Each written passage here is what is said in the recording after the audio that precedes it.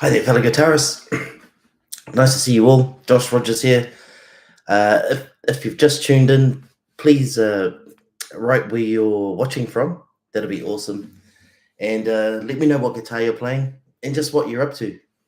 That's really important for me. It's nice to have some interaction during a live stream. That way I don't feel so lonely just here in my room at 5 o'clock in the morning in New Zealand, jamming by myself. So, yeah, the main reason for this live stream today is to talk about two things really: the music of Agustin Barrios, sometimes known as Agustin Barrios Mangore, and the Taranaki Classical Guitar Summer School. Yeah, but before I do that, welcome to everybody that's here today. I really appreciate you taking the time to tune in and watch the live stream. So the piece that I started with is Julia Florida, and it's a barcarolle by Agustin Barrios. It's the first piece that I ever learned by Barrios, and I had to learn it for my grade 7 Trinity College of London exam. And I didn't really appreciate, honestly, back then, I didn't appreciate how beautiful the piece was. I was just a young kid trying to get through my exam, and I was just playing the pieces that my guitar teacher put in front of me. And so I just played it. But as I've revisited it through the years, I've come to realize what a stunning piece of music it really is. And it really makes me understand, or helps me to understand, how amazing Barrios is or was as a guitar composer. And having listened to several of his recordings, I can also tell you that was an incredible guitar player as well. So I'm going to play another one. This is the Valse Opus 8 number 4.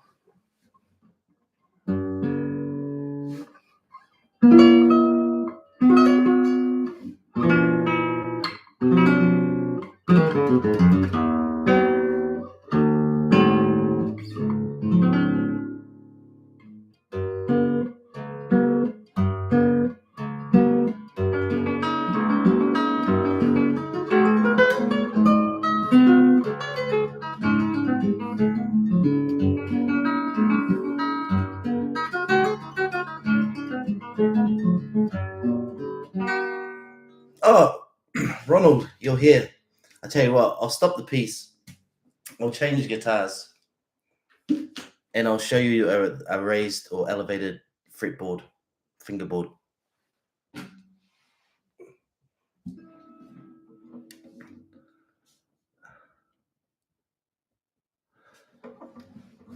So just to all of you that are watching, I've had a question asked by Ronald. Actually, he asked me on a video that I posted years ago when I was living in China, and I was playing a Matthias Demann guitar. It was incredible. It was worth about 60,000 US dollars, which that's a lot of money. That's huge money for guitar. And it had this. It had an elevated fingerboard. And Ronald just asked me about 10 minutes before this stream started. He posted a question: if a raised fingerboard makes the strings closer to the fingerboard, i.e., does it lower the action? And I answered him straight away, and I said, no, it doesn't. What a raised fingerboard is meant to do is allow your thumb to get under here like this. So it doesn't actually change the action height. It won't bring the strings closer to the fret. That's not what it's for. It's just meant so that you can get your thumb under here and do stuff like that. See, you can see my thumb is able to get under there like that. I'll switch back to my other guitar.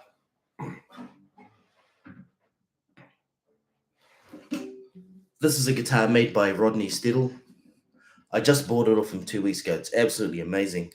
And it's very traditional. And actually, this is a guitar modeled exactly on Agustin Barrios's Domingo Esteso guitar. Exactly, down to the rosette and everything. Anyway, it has a standard neck. I guess I don't really know how to say this, but it doesn't have a raised or elevated fingerboard. So it means there's really nowhere for my thumb to go under here if I have to play up here. So my thumb still has to stay here, even though I'm up here like that. So Ronald, I hope that answers your question. It doesn't lower the action. It simply allows you to access the upper frets or the upper region of the guitar neck a bit more easily. The Cordoba C12 that I just showed you, it has a really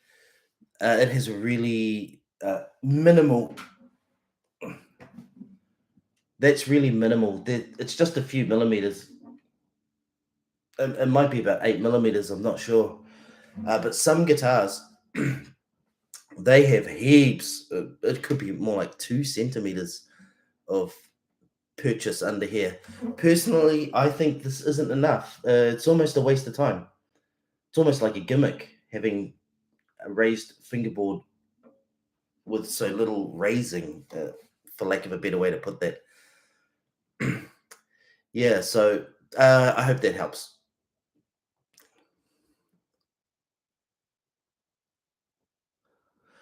If you want to reduce the action, there's three ways I know of to do it with a classical guitar.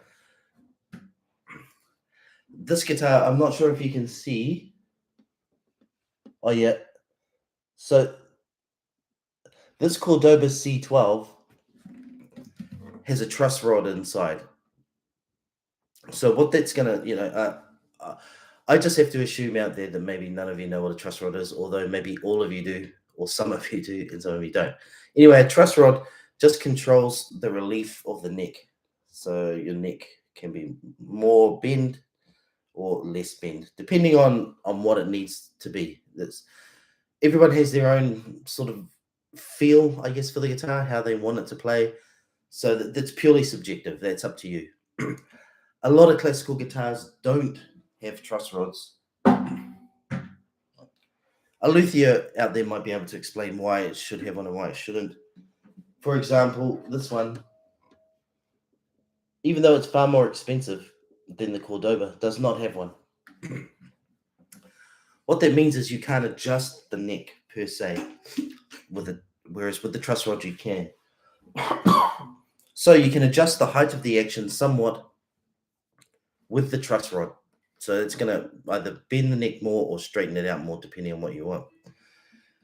The other two ways that I know of is lowering the height of the nut, which you would do by removing it and sanding it underneath and then putting it back on.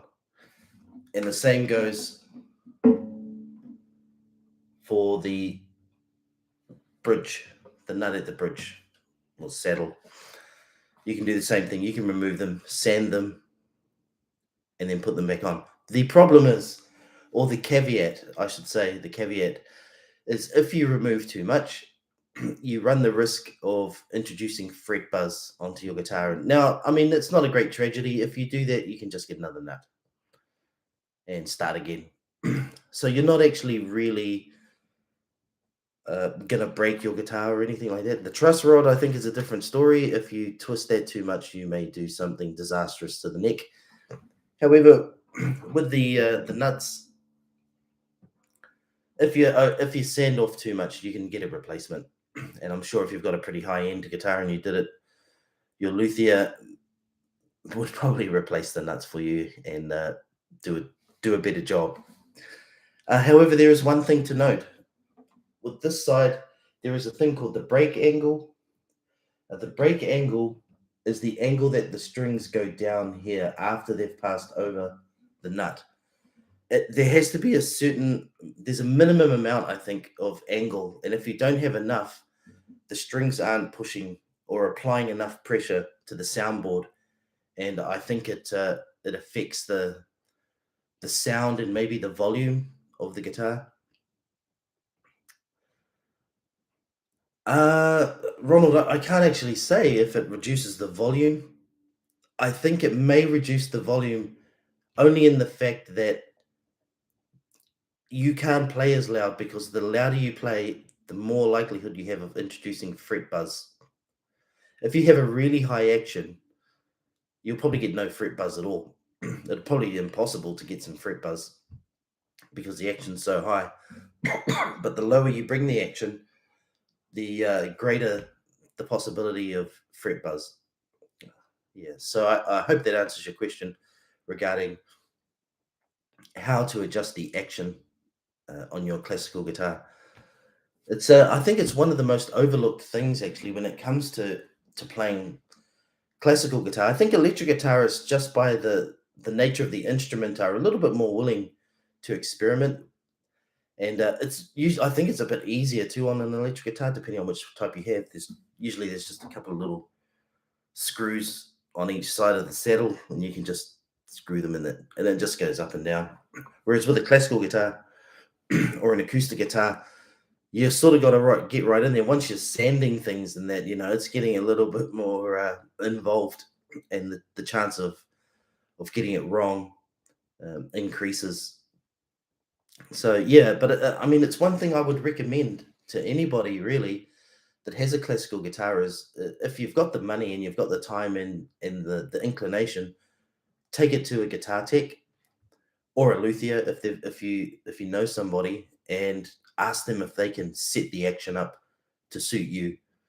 Not everyone likes a low action. For example, I was up in Auckland, which is in New Zealand's biggest city, about a month ago, and I was playing Bruce Payne's guitars. Bruce Payne is one of New Zealand's most accomplished classical guitar players, and he's got a beautiful collection of guitars, and he was selling two of them made by Rod Kappa, who's a well-respected luthier in New Zealand. And I could barely play his guitars. The action was so high. But Bruce, however, loves them like that. Bruce is really tall, and his fingers, well, they're so long. I was quite envious, really. His fingers probably good, at least a centimeter, if not 2 centimeters longer than mine. And he must have fingers of iron because he loved the action the way that it was. Of course, he set them up for himself, so why wouldn't you? Uh, yeah, but I couldn't play them. I mean, I could play them, but it was a struggle, and I don't like to struggle. Guitar's hard enough without having to struggle with the action. Oh, I'm glad, Ronald. I'm glad. Hey, where are you watching from, bro? Yeah. So ease of playability. That's really what it is, man. Uh, it's this hand has there's not much going on there really for ease of playability. It's going to be the same for the right hand, no matter how high these strings are. It's all about the left hand because this is the one that's actually pressing down on the strings, and most people it's their left hand or their fingering hand that gets tired fast or gets pain. I've never really heard of people getting a sore finger picking hand. It's usually always this one. It gets sore in here, or the fingertips get sore. And so getting the action as low as is practicable and comfortable and suits you is a great idea, and it's worth spending however much it might be, $100. Even if your guitar's only worth $100, who cares? Just get it set up. Anyway, where was I? Yeah, I'll play another Barrios piece. This is Valsa Opus 8, number 4. Oh, actually, I'll switch back.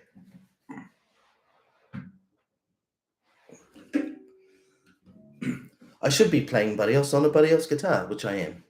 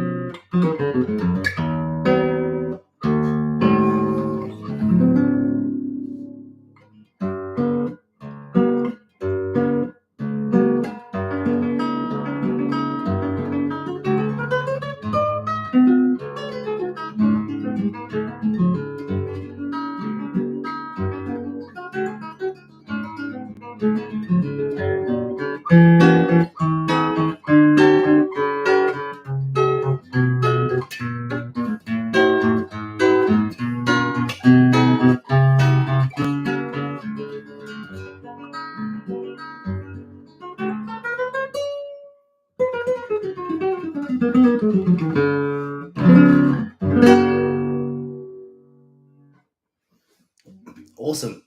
That was Vals Opus 8, number 4 by Agustin Barrios. Lots of great renditions of that piece on YouTube. Yeah, absolutely lovely piece to play. Classic example of a valse. 1, 2, 3, 1, 2, 3, 1, 2, 3. And for those of you watching that are into Barrios, or maybe aren't into Barrios or haven't even heard of him, but would like to watch a pretty good video on YouTube, one was just released of his. It's not a documentary, but it's a movie about his life. I got through just over half of it, and then I haven't been able to get to the rest. Great, great video actually. A little bit of an insight into what he went through.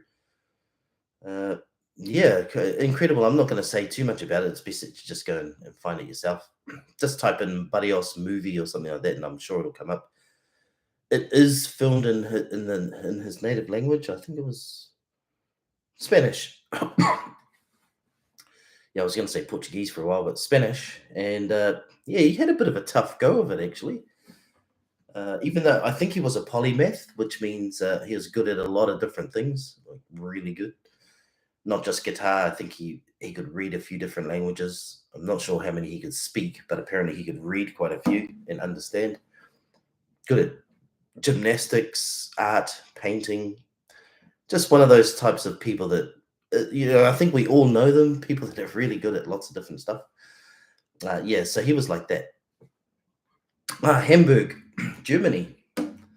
Awesome, awesome. What are you doing out there, Ronald? Apart from playing guitar. Yeah, so I'm going to play a little bit more, talk a little bit more about Barrios, and then I'm going to shift the video over to talk about the Taranaki Classical Guitar Summer School. Well, actually, I might intersperse it. So the Taranaki Classical Guitar Summer School is going to run in 2024 from January the 15th to January the 20th. And you might be asking, oh, what is it? Basically, it's a classical guitar summer school. So you're going to go there. You would participate in ensembles, which is playing in a group. So you might be assigned the bass part. Somebody else might be assigned the melody, and someone else is doing some chordal accompaniment like that. It's really good. Sometimes classical guitarists, we're like hermits. We live in our little hole, and we only come out to eat food, and then we disappear back into the hole. Which is all good and well, but sometimes making music with other people is astonishing. It's great. You get to meet people with that are often like-minded, at least as far as playing the guitar is concerned, and you get to experience what it's like to work with other people, work in a team to achieve a goal. And the ensemble's goal at the Classical Guitar Summer School is to perform for 10 minutes straight. When you see performers doing that on YouTube or in concerts, sometimes what you don't see is the amount of work that goes into the background. Now, I'm assuming you're watching this because you are a classical guitarist, and you all know how much work goes in behind the scenes to even get one piece ready for a recital or a concert or whatever. So that's one aspect. There's an ensemble playing. There are workshops. So I'm just going to switch over to where this is so I can read it out a little bit. You may see my eyes looking up. It's just because I'm not exactly sure how to share the screen with you all. Oh, you're an IT professional, bro. Mean. Can you make my internet run faster? Yeah, so anyway, the Taranaki Classical Guitar Summer School is run in New Zealand. I should have mentioned that straight away. Taranaki is a region here, like a state in America. But here in New Zealand, it is on a much, much smaller scale. So their mission. The Taranaki Classical Guitar Summer School's mission is to further classical guitar in New Zealand. 1. Fostering a classical guitar culture throughout New Zealand. 2. Connecting local and international guitarists. 3. Providing professional development for music educators. 4. Providing economic benefits to the Taranaki region by encouraging new visitation and extended stays. So, as you can hear from their mission statement, it is quite well-rounded. It actually takes in the community at large in that region. It's not just for classical guitarists, it actually benefits the area as well, economically and probably musically. I would say a lot of the students in that region of New Zealand, they'd be able to get along to this and relatively easy. And why do they do it? Music makes us feel better, both creating it and listening to it. Agreed. Music is important for brains in many positive ways, potentially making you smarter, more productive, and happier at any age.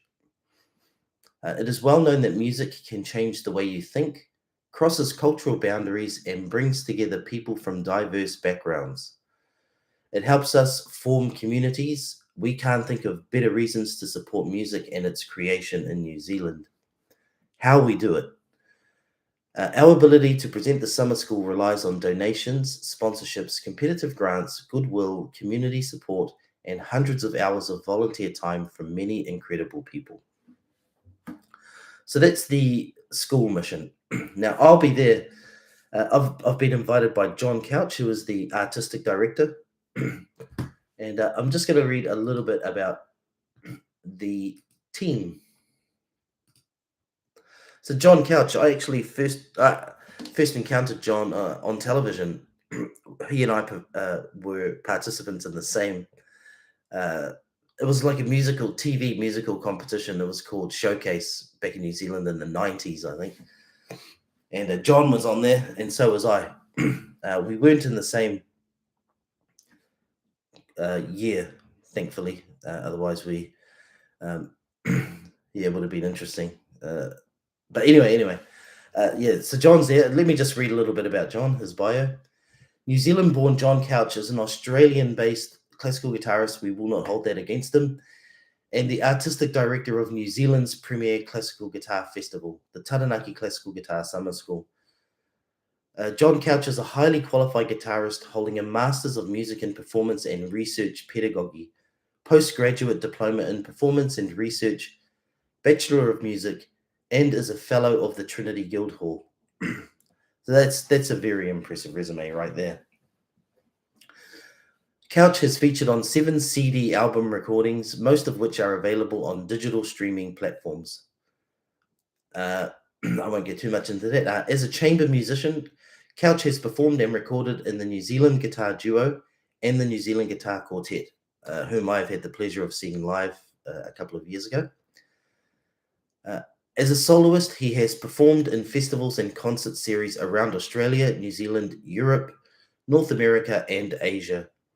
He has recorded for and played on ABC Classic FM Australia, 2CN Australia, Classic FM New Zealand, TVNZ New Zealand, Radio Canada, and HCM TV7 Vietnam. Has featured as a soloist with the Christchurch, National Capital, Dunedin, and Aorangi Symphony Orchestras. Very impressive resume. Couch has won international and national and guitar music competitions in New Zealand and Australia. He has been a finalist and prize winner in many other international competitions, including the Taiwan International Guitar Competition, Tokyo International Guitar Competition, and the 36th International Guitar Competition, Michele Pittaluga, Italy.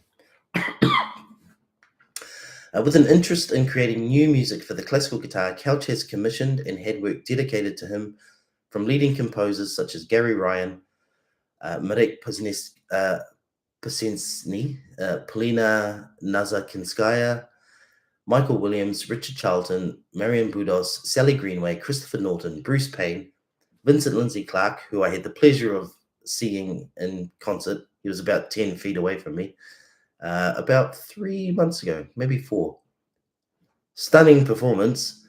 He was performing all his own music, and loved a beer. So what's not to like about the guy? Plays great classical guitar, writes his own music, loves a beer. Jasmine Grishti, Campbell Ross, Ivana Trost, and he also premiered recordings of a selection of these works, features on Ask Me Tomorrow, and is played regularly on the ABC Classic FM. So that's John Couch, the artistic director. So let me play another piece by Barrios. I'm going to play the Julia Florida again. I just love this piece.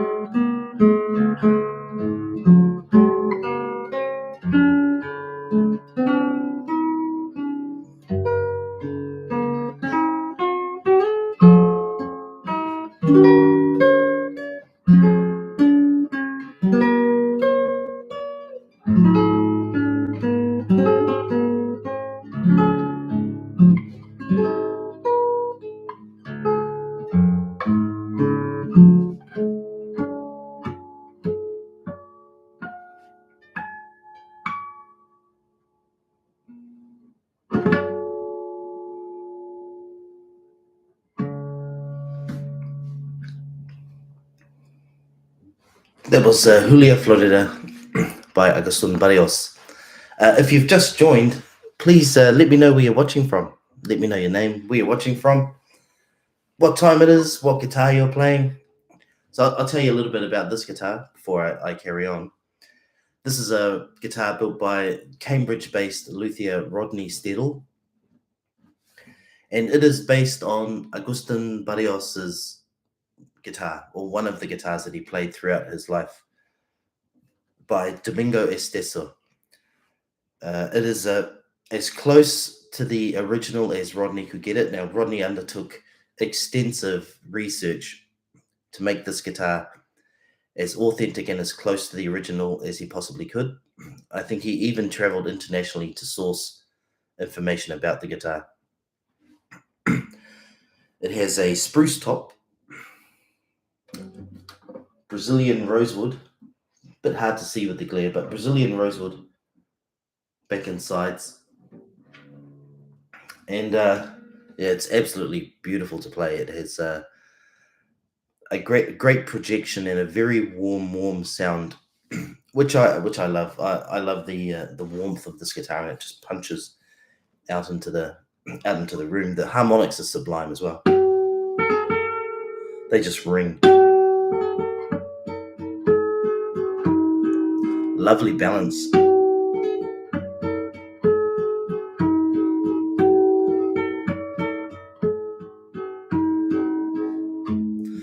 Yeah, don't forget to please write something so that I know you're there. And sometimes it's so weird doing a live stream because you see people in there and they're just watching, like it's a little bit like voyeurs, they're just watching you. They're not saying anything. So feel free to let me know where you're watching from, what pieces you're working on, what guitar stuff you're doing. I'm really keen to hear. That's why I do these live streams, really, just so that I can connect with everybody live, which is amazing. And yeah, just to hear what everyone's up to. When I release normal videos, there's not much interaction there. It's just me. I upload a video, people comment on it, and then I comment back or I reply. It's nice, but a live stream's a bit better. It's like there's an actual real true connection going on. Yeah, so that piece I just started the introduction with is Valse Opus 8 number 3, which I haven't actually uploaded onto my channel. The main reason is, even though I've been playing that piece for years, I still wonder about the fingering.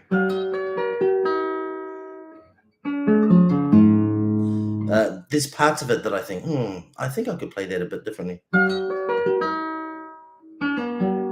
Yeah. Amazing introduction.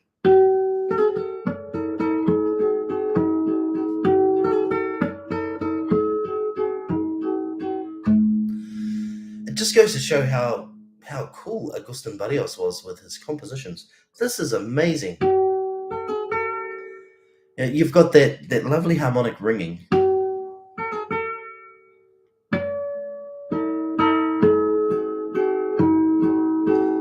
That's beautiful.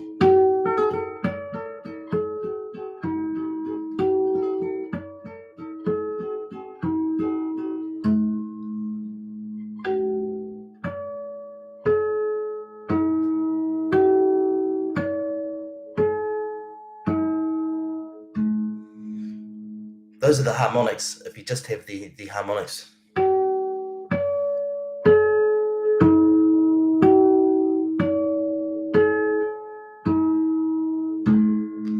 Oh, lovely. G'day, Peter.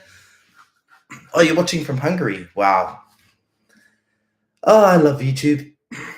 You know why? Because it's so nice to connect with people that are all around the world. I've done quite a lot of travel performing, but the world's a big place, despite what people say about the internet making it smaller. Nah, it's nothing like actually getting out there. It's one thing watching a video on YouTube. It's another thing actually traveling to a country. I haven't had the pleasure of going to Hungary. I've been out to Europe a couple of times, but I never managed to get there. But hopefully one day, when my new son's a little bit older, hopefully my wife and I and him can travel out to Europe again and get to Hungary. I haven't been to Hamburg either. I've been to Slovakia, uh, Vienna, England, Scotland, Wales, and Ireland. Yeah. Oh, France. Sorry, France, Italy. Yeah, that's where I've been in Europe. So there's so much of Europe I haven't seen, but at least I've been out there, so I'm pretty happy about that. Oh yeah, so I'll carry on with the piece.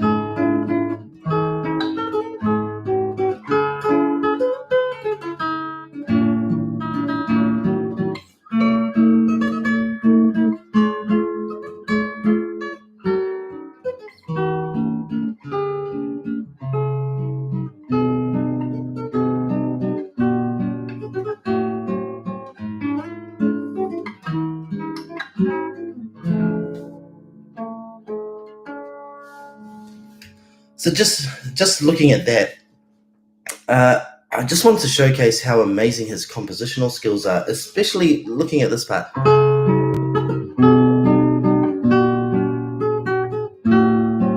It's absolutely amazing.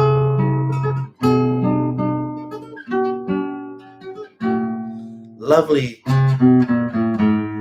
descending bass line there.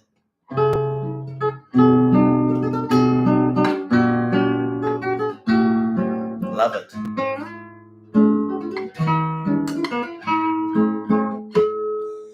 And he's always sneaking in those harmonics. And they just bring so much vitality and life and beauty to it. When I played this on television years ago in New Zealand, I don't know how, but I had to go backstage and get my makeup done, and there was a whole bunch of ladies back there doing the makeup for all the contestants, and they said, "Oh, that piece, that music you're playing, it sounds like rain falling," and they were alluding to this part. Sorry.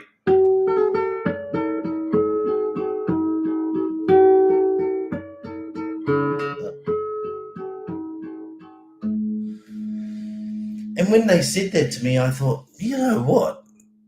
They were right. I'd never heard it talked about like that, and that's the beauty of music, isn't it? But people are just listening to it and thinking or having thoughts evoked in them that you have no idea about. So I was sitting there, as a guitarist, sometimes we just get caught up in getting the notes right and making them try to sound as beautiful as possible. And we don't, well, at least me, I don't really imagine things like that. I'm not sitting there thinking, oh, this sounds like rain falling. And when those ladies said it to me, it dawned on me, and I'm like, you know what? You're absolutely right.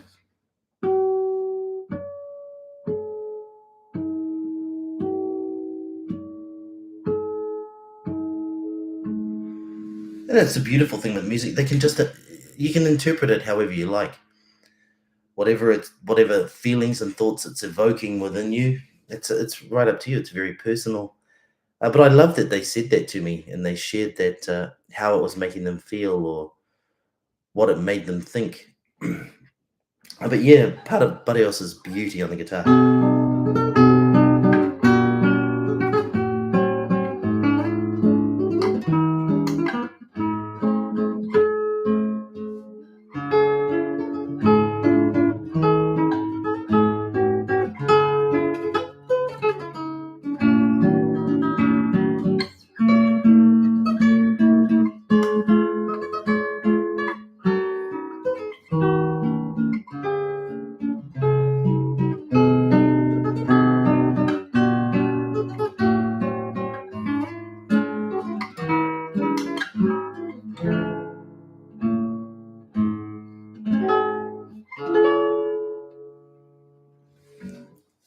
So before I play too much more, let me discuss just a little bit more about what's happening with the Taranaki Classical Guitar Summer School coming up in 2024. I know that most of my viewers and subscribers to the channel, of which there's about 62,000.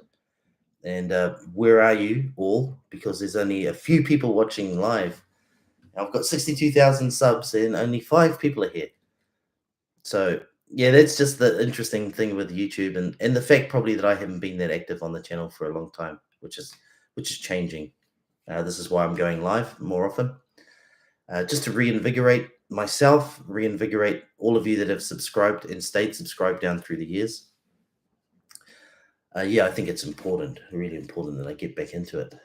So I'm going to leave the details in the description below this video. I hope I can, just in case any of you do want to just jump on a plane or a boat or swim over to New Zealand in January 15th to 20th next year, and enjoy what's going to be an amazing week of classical guitar playing, music, chatting, eating, having a few beers or wines, undoubtedly, cup of teas, coffees, all of that kind of thing. It's going to be amazing. I can't wait. And I'm actually one of the well, I don't know if it's lecturer is the right word, but I'm one of the people that is going to be sharing a little bit about what I know. And what I'm going to be teaching at the summer school is kind of how to create a YouTube channel, or how to make money from uploading content, really, to any platform, because that's what I've been doing for years, and not just with this channel. Actually, I had what I would call a wildly successful Amazon FBA business, and my wife and I were able to grow that to a point where lots of people were interested in buying it, which I can't believe. Even though I sit here sometimes and think, how did that even happen? But we did that. We built a really big Amazon FBA business from 2017 to last year. We sold it last year in October, and yeah, it was an amazing journey. It taught me a lot about business and running a fairly big business, a global one. I was selling in Europe actually as well. So when we actually sold that business, we're selling all across North America. Yeah, so that's the US and Canada. We also sold in Singapore, all across Europe. We did try Australia for a while, but it didn't really take off there. I'm not sure if the Aussies weren't too keen on Amazon, or what it was, but it wasn't too good out there for us anyway. But yeah, so that's why I'll be teaching that kind of stuff, because I have a bit of experience in selling digital products and physical products online. So they're bringing me in for that. I'll also be doing a 1-hour concert. Speaking of which, I will bring up the timetable. So there are a lot of players and performers far better than me, thankfully. So they'll be there. Yours truly, me, I will be holding a concert on Tuesday at midday. This is all New Zealand time, so I'll be performing some stuff there. So I'll give you a little snippet of what I'll be doing. I will be doing a couple of Barrios pieces, and I will also be doing a workshop on Thursday at 3:15. It's a 45-minute workshop. So I'll be teaching, as I said, how to be successful online, how to monetize content and get your content out there. Yeah, so that's what I'll be doing. But we have a lot of great performers at the Classical Guitar Summer School, and you can register online, which I think it's going to be an absolutely fantastic thing. I can't wait. I'll be going around to everybody else's lectures as well. But I'm going to be playing some pieces there. 45. I think I've got a 1-hour recital, which I'm kind of freaking out about, because I haven't played a full classical guitar recital in probably more than 20 years, especially in what I would consider a fairly formal setting. I've played a lot of classical guitar out on the road, but it wasn't for like a dedicated concert. I haven't done that since I was in my 20s, I think, and that's ages ago. But anyway, I'll play a little snippet. It's not Barrios music, but I'll play a little snippet of what I've been preparing for the concert. I've just started working on this one, so this is Canco de Ladre, Robber's song.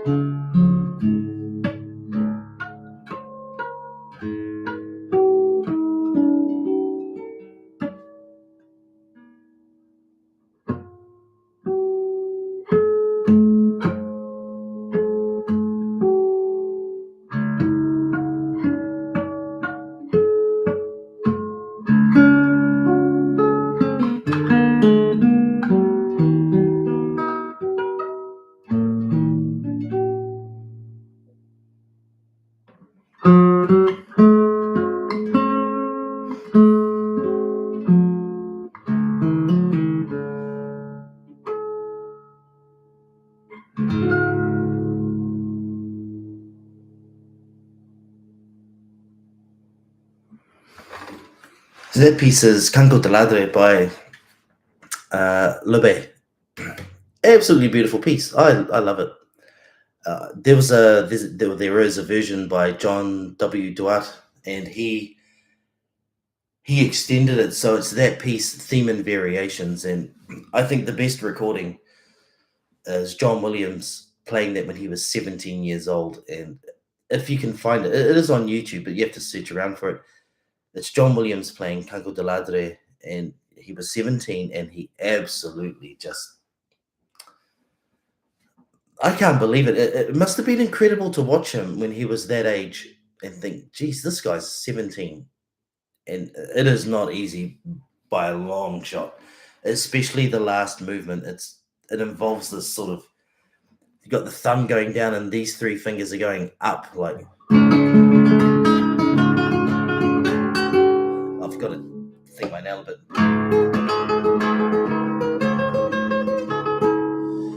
It's pretty tricky, and John just nails it. It's flawless, and he was known for that. I mean, he was known for that throughout his career. Oh, Ramiro Hernandez, bro, Long Beach, California. That's got to be one of the most famous places in the world. Is that where they filmed Baywatch? Was that around there somewhere? Long Beach. Oh, awesome, man! Thank you. Yeah, thank you. That means a lot, man. Unfortunately, it's a. Oh well, it wouldn't just be me. You'd be coming for the whole 6 days. Yeah. It's on the Taranaki Classical Guitar Summer School website. The timetable's right there. There's going to be some amazing performances. I think some guitarists from America actually are coming. Uh, I'm gonna do a few more live streams, and I'll be talking a little bit more about who else is going to be there. But I will just tackle one other bio. So we've got Ziggy and Miles from Australia. They I think they're two brothers from Aussie. Mucho hablas y poco ejecutas, señor. Mucho hablas. Hablas. That's speak, isn't it? Y poco, a little execution. I'm not sure. Does that mean speaking well? Something like that? Mucho hablas. Poco executing my speech well? Well, I'm not quite sure. My Spanish is my Espanol is not where it should be. I did get a little bit of help actually with speaking, or well, at least pronouncing Spanish, because I was in a band ages ago and we were playing all through the Middle East and Asia, and we had a really big Latin American repertoire. The reason we had that is because one is really popular, and two, we always seem to end up with guys from Colombia in our band. I don't know, it just worked out that way. We had a lead singer from Bogota and another guy from Cartagena. Nino Gomez was one of them. And yeah, he was amazing. Lots of fun to play with. Another guy called Carlos Villatella. And they helped me a lot anyway with how to pronounce Spanish. Because I was singing some Santana and Ricky Martin. Yeah. So anyway, it was great. It was great. I have a lot of fun. Oh, I talk a lot and do little. Oh man, sorry, bro. What else should I? What would you like? I got that wrong. I thought someone was paying me a compliment, and yeah, got it wrong.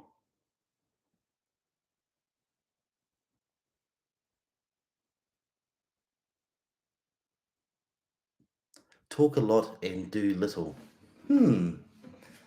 Well, just to in my defense, that this video is about me explaining the Taranaki classical guitar summer school as well, which involves me speaking. Yeah. So yeah, I'm not too sure what else to do there. I have already played quite a bit of Barrios, so perhaps you got here a bit late and missed out on that. So what would you like me to play then, Hector? So that I don't have to talk as much. I'm about to end the live stream anyway, but I can end it with a piece.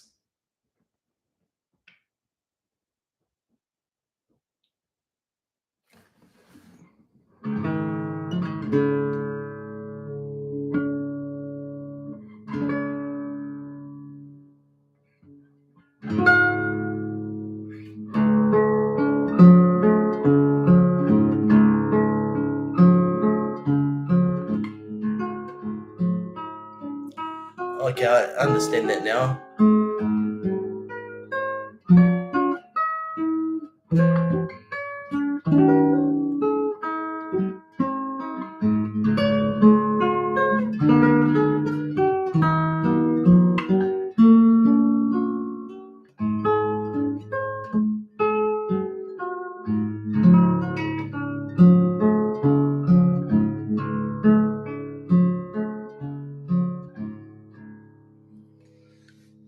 Well, there you go. There's a little bit of Canto de Ladre. I was only supposed to live stream for an hour, so I have some other obligations. But I will be live streaming every Monday morning New Zealand time at 5 a.m., which is quite a good time, I think, for everybody else out there in the world. So, yeah, feel free to keep watching the channel. I've got a lot of content on there, so I hope you can enjoy that. And yeah, peace out, everybody. Have a great day wherever you are in the world.